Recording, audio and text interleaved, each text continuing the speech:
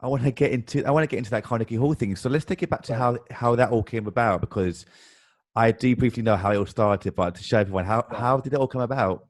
So I've been trying to get in the Carnegie Hall for years after the Kimmel Center performance, and finally I just reached out to them and said, how much would it cost to put on our own production?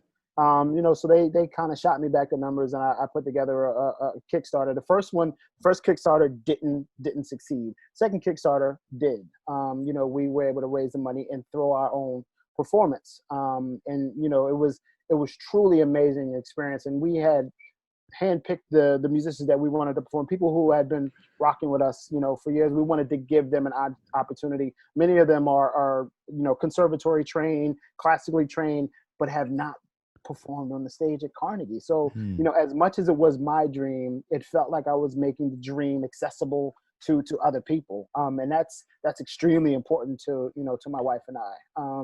So we were able to get the ensemble that we wanted. And then, the process began of selling tickets, and people, at first people were apprehensive, but once we reached our market, people came out. One of our musicians, her her 78-year-old grandmother flew from Denver to New York, Oh wow. to see this performance, because, her child has been, her granddaughter has been playing for so long, but didn't have an opportunity like this. And she confided in us. She's like, Jordan had almost given up playing the violin until she met you guys again, and you Wow. re-inspired her. So you never really know, the impact that you're going to have when you take on something like this. But that's been such a blessing for my wife and I to be able to provide those types of opportunities, Hmm. for people. And it's the most enjoyable part for us. That's amazing, because it's those comments, isn't it, that really helps to inspire you and them as well. And for me, we get similar comments as well about how like we inspire people, and it's always such an amazing feeling, isn't it? That all that amazing hard work we both put into our craft really rubs off Absolutely. into the right people, and it's such an amazing feeling. So once again, man, like my goes off to you. Absolutely. Every time I think about giving up, and I've retired like 4 or 5 times, man. Every time I think about giving up, I think of that, and I think of, and that just inspires me to continue. Yeah, yeah. Once you got the Kickstarter ready and or the process started, Mhm. how difficult was it to actually get prepared for that performance? Um, we were we prepared like we were doing a sporting event. Like my wife and I were working out constantly. I was spending, logging a lot of man hours. Making pieces, constructing pieces, designing how the show was going to go.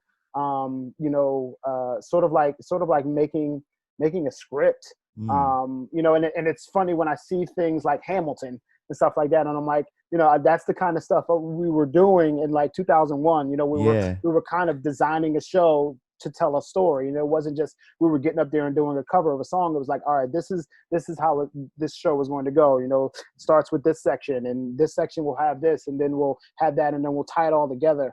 So it's sort of, that's how we were preparing, and it looking back on it, we really put a lot of work into that show, and that show was 2 hours. And by the time we got all, Wow. and it felt like we were in a boxing match. Not Because we put surprised. so much into it. We had everything. We had all the elements. We had b-boys. We had a DJ center stage. There's a picture, that I use in my marketing where, famous b-boy Ivan, the automator, is doing a backflip feet from my head, you know, Yeah. me in the face. Um, Wow. but it was such a jam packed experience, man, and it was awesome. It was amazing. That is amazing. And was it just you and your wife putting the whole thing together, or did you have a whole Yes, team with you?